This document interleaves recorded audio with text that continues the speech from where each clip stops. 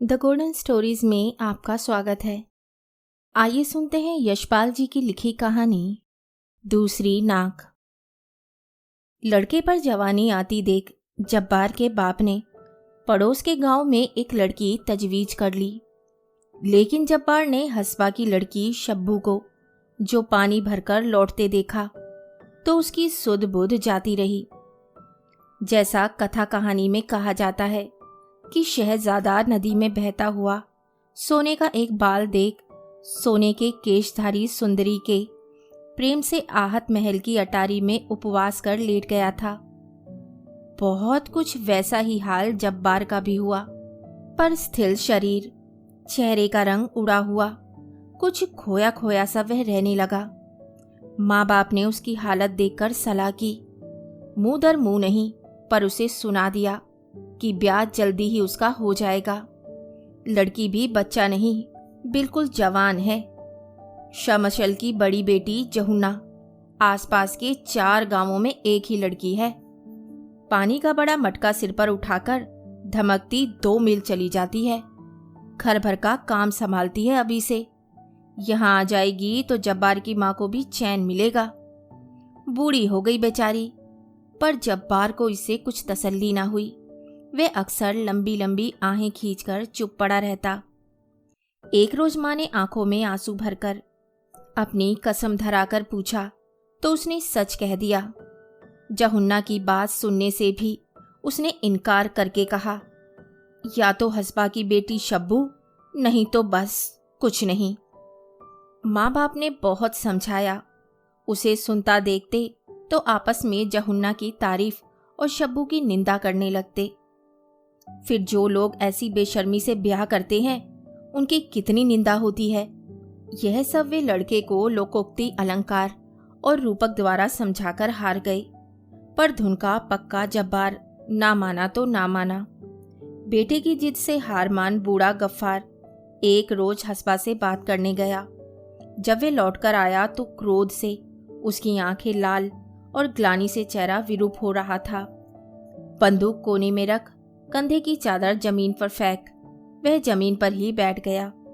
जब्बार की माँ ऊंटों को बेरी की पत्तियां खिला रही थी। तुरंत बूढ़े के समीप दौड़ी आई। जब्बार दूर से ही उत्सुक कान लगाए था। बूढ़ा मानो फट पड़ा, ऐसे नालायक बेटे से बेऔलाद भला। जब्बार की माँ ने घबराकर बेटे की बलाएं अपने सिर लेते हुए नाक पर हाथ रखकर पूछा, हाय हाय, हुआ क्या? बूढ़े ने कहा, होगा क्या? ऐसे बेशरम बेगैरत लड़के से और क्या होगा। तमाम इज्जत खाक में मिल गई और घर मिट्टी में मिल जाएगा। माँ ने फिर बलाएं लेकर पूछा, हाय हुआ क्या? ऐसा क्यों कहते हो? बाप ने कहा, अगर इसके ऐसे ही मिजाज थे तो ये कलात के खान के यहाँ पैदा क्यों नहीं हुआ? जानती है हस्बा ने क्या कहा? सीधे मुंह से बात भी ना की। कहती है, शब्बू की बात तुम मत सोचो, उसे वह ब्याहेगा जो 250 रुपए की गठरी बांध कर लाएगा। 250 रुपए की बात सुनकर जब्बार की माँ की आंखें ऊपर चढ़ गई। बूढ़ा बोला, तू भी बूढ़ी हो गई, तू ही बता, तूने कभी ऐसा तूफान सुना है? उम्र में 250 रुपए कोई चीज ही नहीं होती। शाम असल से मैंने जहुन्ना के लिए बात की थी। उसने लड़की के 80 मांगे थे, उसकी लड़की भी। एक आदमी है और वे बज्जात मांगता है 250। और फिर तू बूढ़ी हो गई, तू ही बता, रंग जरा मैला हुआ सो क्या और जरा साफ हुआ तो क्या? औरत औरत सब एक। तुझे अपने काम से मतलब कि रंग से? अभी 6 महीने नहीं हुए इसके लिए बंदूक खरीदी थी और वे ऊंट बेचा था। 250 रुपये उम्र भर में कमा तो पाएगा नहीं। और शान यह है, अच्छा तू ही बता, इतनी बूढ़ी हुई 250 रुपये कभी औरत के दाम सुने हैं? 250 रुपये में तो फिरंगी की तोप खरीदी जाती है। जब्बार ने सुना और आहा को सीने में दबाकर करवट बदल ली। इकलौते बेटे का यूं दिन रात बिसुरना माँ बाप से देखा ना गया। बूढ़े ने कहा, मेरा क्या है, पका फल हूं, कब टपक पड़ूं। जो कुछ है इसी के लिए है। रोजी का सहारा ये 2 ऊंट हैं, ये भी जाएंगे, तो फिर खुद ही फिरंगियों की सड़क पर रोड़ी कूटने की मजदूरी करेगा। लोग यही कहेंगे कि गफ्फार का बेटा मजदूरी करने लगा। सो इसकी किस्मत, मैं क्या सदा बैठा रहूंगा। आखिर दोनों ऊँट भी बन्नू के बाजार में बेच दिए और शब्बू जब्बार की बहू बनके घर आ गई। शब्बू को इस बात का कम गर्व नहीं था कि उसकी कीमत गिनकर 250 रुपये चुकाई गई है। पानी भरने जाती तो आधा ही घड़ा लेकर लौटती, वह भी लचकती बल खाती। पड़ोस की मीरन ने समझाया, ऐसा नखरा ठीक नहीं, मर्दों को काम प्यारा होता है। किसी रोज ऐसी मार पड़ेगी कि कमर सदा को लचक जाएगी। अपनी कान तक फैली आंखें मटकाकर और हाथ का अंगूठा दिखाकर शब्बू ने कहा, ओहो, मेरे बाप ने 12 बीसे और 10 रुपए गिनकर मुझे मार खाने को यहाँ नहीं भेजा है। कोई मुझे हाथ तो लगाए। तेरा क्या है? तेरे मर्द ने 3 बीसे में तुझे लिया है। लंगड़ी लूली हो जाएगी तो एक और सही। गजब की शौक और शौकीन थी शब्बू। वे काले मखमल की वास्केट पहनती, जिसकी सिलाइयों पर सीप के 300 बटन टके थे। अपने बालों में मक्खन लगाती और बाहर जाने से पहले पानी का हाथ लगाकर उन्हें संवार लेती। महीने में 2-2 बेर अपने बाल धोती।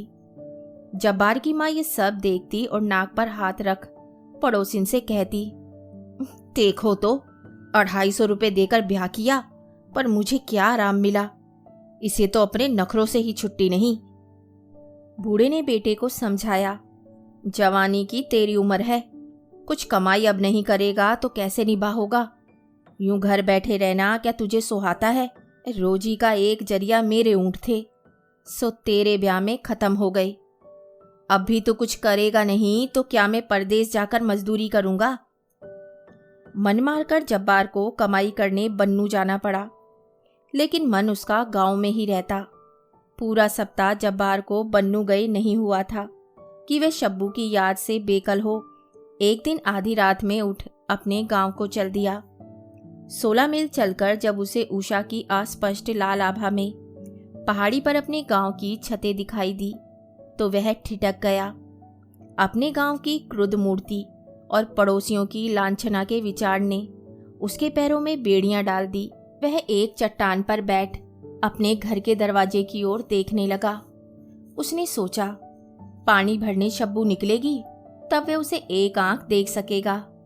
बावड़ी पर चलकर बैठूं, शब्बू पानी भरने आएगी तो उससे 2 बातें करके लौट जाऊंगा। शब्बू पानी लेने आई तो 2 सहेलियों के साथ। जब्बार 30 कदम पर एक पत्थर की ओट में बैठ धड़कते हुए दिल से देखता रहा, पर एक शब्द बोल न सका। बोलता कैसे? वह दोनों पड़ोसी ने बदनाम कर देती। दिल पर पत्थर रखे जब्बार देखता रहा। शब्बू सहेलियों से चुहल करती मटकती लौट गई। जब्बार आहें भरता बन्नू लौट गया। जब्बार के विरह की आग में ईर्ष्या का घी पड़ गया। उसने सोचा, देखो, मैं यहाँ परदेश में अकेला मर रहा हूँ और वे मौज करती है। उसे मेरा जरा भी गम नहीं। औरत की जात में वफा नहीं होती। 8-10 दिन बाद ये फिर रातों रात सफ़र कर शब्बू को एक पलक देख सकने और एक चुंबन पा सकने की आशा में गांव की बावली पर आकर बैठ गया। परंतु वे अकेली नहीं आई।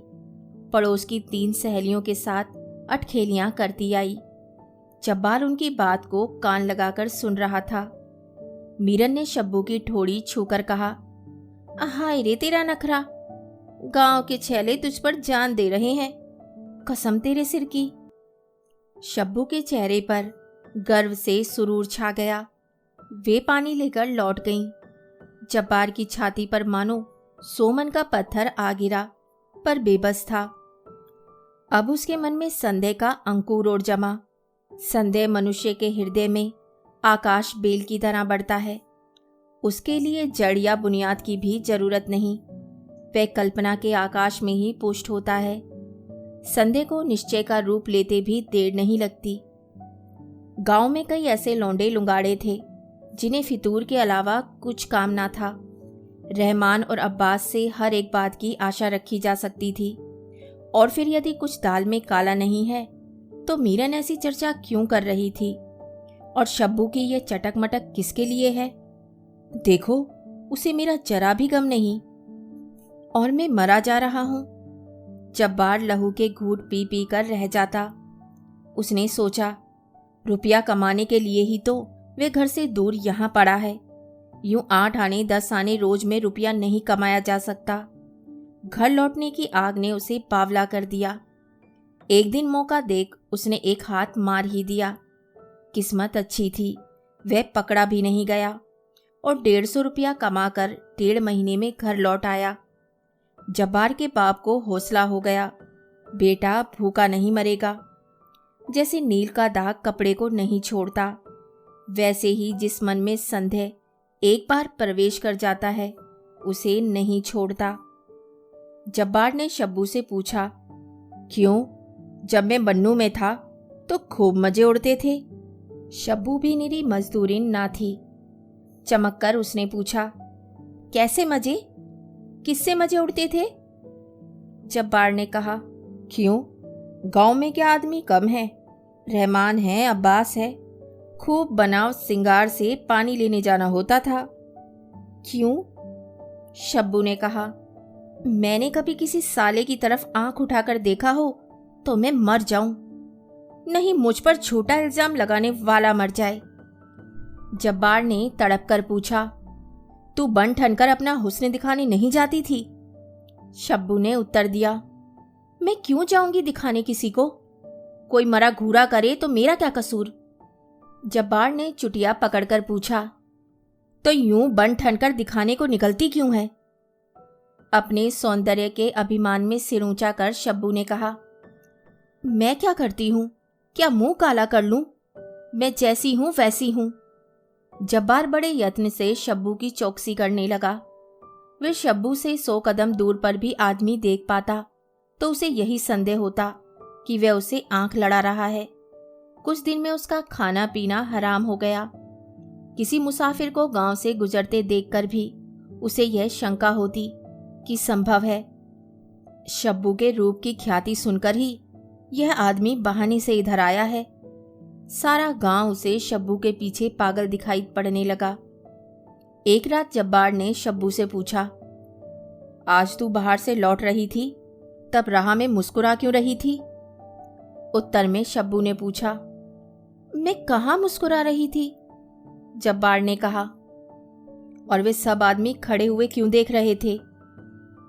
अपने रूप की महिमा के संकेत से पुलकित होकर शब्बू ने उपेक्षा से उत्तर दिया, मैं क्या जानूं? होठ काटकर जब्बार ने कहा, बहुत घमंड होगा हुस्न का, नाक काट लूंगा। शब्बू का मन गुदगुदा उठा। उसने कह दिया, 12 पैसे और 10 रुपए की नाक है, और मन मन मुस्कुराने लगी। शब्बू सो गई, परंतु जब्बार की आंखों में नींद कहाँ। उसने पुकारा, सुन तो। उत्तर नदारद। जब्बार ने सोचा, देखो तो घमंड इसका, मैं बेचैन पड़ा हूं और ये मजे से सो रही है। यह सब घमंड हुस्न का है। इसी हुस्न के पीछे गांव के बदमाश पागल हैं। मेरी क्या आबरू है? अगर ये हुस्न ना होता तो क्या मेरी आबरू यूं मिट्टी में मिलती? ऐसे हुस्न से क्या फायदा? गंभीर होकर इस समस्या पर विचार कर उसने सोचा, आबरू नहीं तो कुछ नहीं, और ये हुस्न तो सब लोग देखते हैं। मेरा इस पर क्या कब्जा? जब तक ये हुस्न रहेगा तब तक मुझे आबरू और चैन कहाँ मिल सकता है? रात के सन्नाटे में जो विचार उठते हैं वे बहुत उग्र होते हैं। दिन की तरह उस समय विचारों को बाधित करने वाली सैकड़ों उलझनें नहीं होती। इसलिए भक्त समाधि रात में लगाते हैं, कातिल कत्ल रात में करते हैं, और चोर चोरी रात में करते हैं, और विरही भी रात में ही पागल हो उठते हैं। जब्बार अंधेरे में आंख खोले शब्बू के रूप के कारण होने वाले सब अनर्थ पर विचार कर रहा था। वह अनर्थ उसे आपरी में जान पड़ा। उसे सहन करना बिल्कुल संभव ना था। उसने सिराने से पैना छुरा उठाया और अंधेरे में टटोलकर शब्बू की नाक पकड़ ली। एक ही झटके में नाक काटकर उसने फेंक दी। शब्बू चीख उठी। जब्बार की माँ उठकर दौड़ी। रोशनी जलाई गई। पड़ोस के लोग दौड़ आए। जब्बार का बाप गुस्से में गालियां दे रहा था और दूसरे लोग इलाज बता रहे थे। एक बुढ़िया ने चिल्लाकर कहा, अरे जल्दी से कोई भेड़ बकरी का ताजा गरम गरम जिंदा गोश्त का टुकड़ा काटकर नाक पर रखो, नहीं तो लड़की मर जाएगी। जब्बार की माँ ने घबरा कर कहा, इस वक्त भेड़ बकरी कहाँ? बुढ़िया ने उत्तर दिया, तो तुम जानो। जब्बार खड़ा सुन रहा था।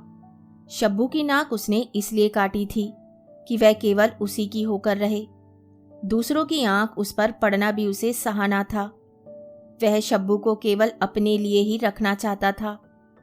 दूसरे की आंख उस पर पड़ने से उसके दिल पर घाव लगता था। उसके मर जाने की संभावना सुन उसका दिल दहल गया। जिंदा गरम गोश्त नहीं मिलेगा तो क्या? उसने वही पैना छुरा उठाया और अपनी जांग से जिंदा गरम गोश्त का टुकड़ा काटकर शब्बू की नाक पर धर दिया। जब्बार के माँ और बाप बिल्कुल पागल हो बैठे और दूसरे लोग हैरान रह गए। शब्बू चेहरे पर घाव के दर्द के मारे खाट पर पड़ी कराहती रहती और जब्बार जांग में पट्टी बांधे खाट की पटिया पर बैठा शब्बू के चेहरे पर से मक्खियां हाका करता। जख्म के कारण शब्बू का तमाम चेहरा सूज गया। पानी का घूंट तक निकलना उसके लिए दूभर हो गया। तिस पर बुखार। ये हालत देखी तो जब्बार ने उसका इलाज बन्नू के फिरंगी डॉक्टर वाले अस्पताल में कराने का निश्चय किया। स्वयं बड़ी कठिनाई से वे चल पाता था, परंतु एक रात जब सब लोग सो रहे थे, उसने शब्बू को कंधे पर उठा लिया और बगल में लाठी ले वह बन्नू के लिए चल पड़ा। वे कुछ दूर चलता और सुस्ता लेता। कपड़ा भिगोकर पानी की बूंदें शब्बू के मुंह में टपकाता जाता। 5वें दिन वे लोग बन्नू के अस्पताल में पहुंच गए। 20 रोज में शब्बू का जख्म भर पाया और उसकी तबीयत ठिकाने पाई। नाक ना रहने पर हवा होठों की अपेक्षा नाक के छेद से अधिक निकल जाती है और स्वर बिल्कुल नक्की हो जाता है। उसी स्वर में मिनमिनाकर शब्बू ने कहा, मीम साहब कहती हैं विलायत से रबड़ की नाक मंगवाई जा सकती है। जब्बार ने घबराकर उत्तर दिया, बस बस रहने दे, हमें नाक नहीं चाहिए। मुझे तू बिना नाक के ही भली मालूम होती है। मुझे क्या नाक औरों को दिखानी है? शब्बू उदास हो गई। उसने खाना खाने से इनकार कर दिया। जब्बार के लिए बड़ी भयंकर समस्या आ पड़ी। उसने सोचा, बुरा हो इस मेम का, मैंने एक नाक काटी थी, वे दूसरी बनाने को तैयार है। जब 2 दिन शब्बू ने खाना नहीं खाया तो जब्बार ने रबड़ की नाक की कीमत 40 रुपये डॉक्टर के यहाँ जमा करा दी, पर शर्त एक रही कि शब्बू नाक लगाएगी जरूर, लेकिन जब गैर मर्द अगर उसे घूरने लगे तो झट नाक उतार कर जेब में डाल ले। कहानी सुनने के लिए धन्यवाद। तो इसी के साथ मैं आपसे विदा लेती हूँ और कल फिर मिलती हूँ एक नई कहानी के साथ।